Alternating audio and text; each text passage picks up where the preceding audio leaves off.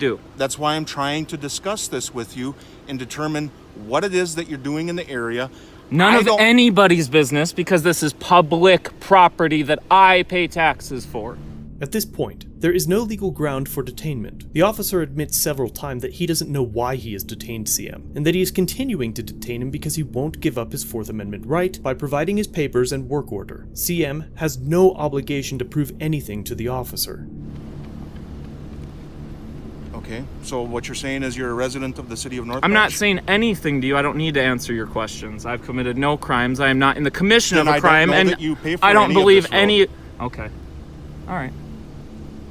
The officer implies that if CM doesn't live in the city of North Branch, that he doesn't know if he's paid for any of the road. Even if that were the case, does it mean that CM can't use the road unless he surrenders his Fourth Amendment rights? At this point, I'm having a hard time following the officer's logic.